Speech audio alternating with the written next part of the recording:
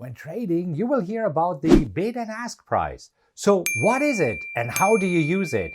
And that's what we're going to talk about in today's video.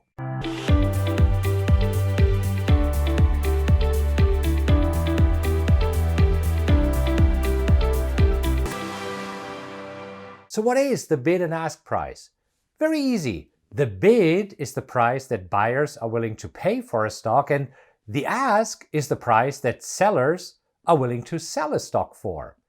Here's an example. You see, in this example, buyers are willing to pay $259.06 for Apple, but sellers want at least $259.10 per share.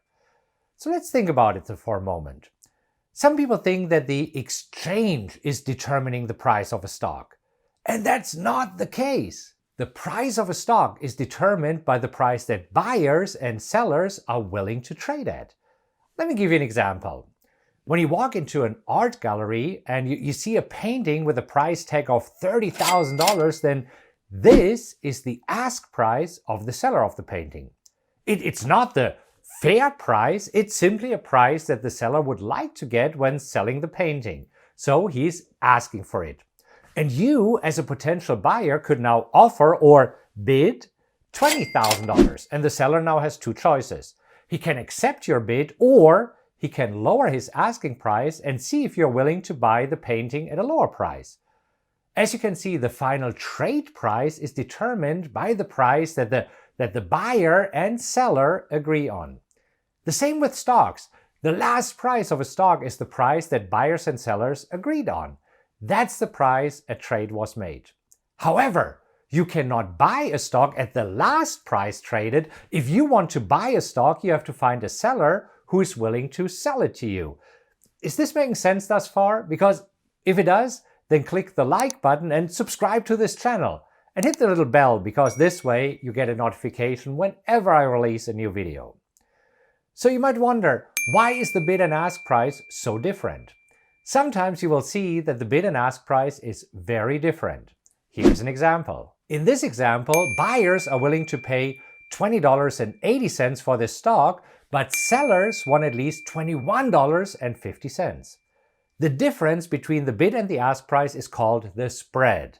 And in this example, the spread is 60 cents. In the previous example with the Apple stock, the bid-ask spread was only 4 cents. So, why is the bid and ask price for this stock so different?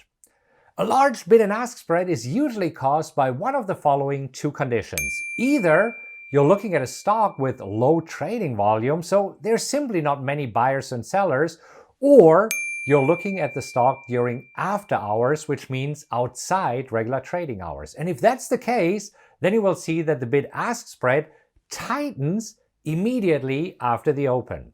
In the example above, I took the screenshot 5 minutes before the open. And shortly after the open, the bid-ask spread was much smaller. Take a look at this. So as you can see, the bid-ask spread tightened from 60 cents to only 4 cents. So the next question is, what happens when the bid and ask are far apart?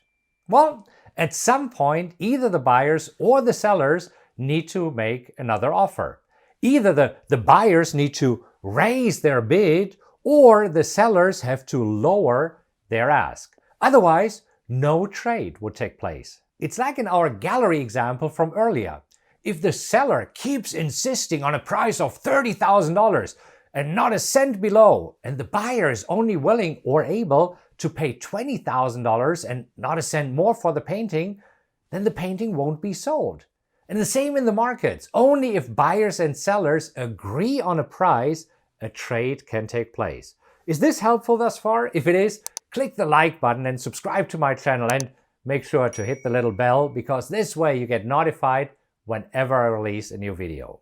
So, now the question is, what is a normal bid-ask spread? You see, when trading stocks, a normal bid-ask spread is usually anywhere between 1 and 4 cents. Whenever you see a larger bid-ask spread, you're either looking at a stock that's not very liquid, or you're looking at a stock outside of regular trading hours. Now, for options, a normal bid-ask spread is 5 to 20 cents for two reasons. First of all, most options are trading in 5-cent increments. So for example, at $1.10, $1.15, $1.20, you get the idea. And the second reason is options are not as liquid as stocks. Only a fraction of traders are trading options, and therefore there are just fewer buyers and sellers. So, should you buy at the bid or the ask price? Let's review. The bid is the price that buyers are willing to pay for a stock, and it's usually lower than the ask. It would be great if you could buy at the bid price, but most of the time, that's not possible. You can either buy a stock at the ask price, or we can make an offer that's between the current bid and the ask and see if one of the sellers is willing to take the trade. Here's an example. Buyers are willing to pay a maximum of $8.30 for this stock, but sellers want $8.73. If you wanted to buy the stock, you could offer $8.40 and see if a seller is willing to sell you the stock at this price. See, often traders split the difference and offer a price in the middle, and this is also known as the mid price. Now, this brings us to the next question. Can you buy a stock for less than the ask price?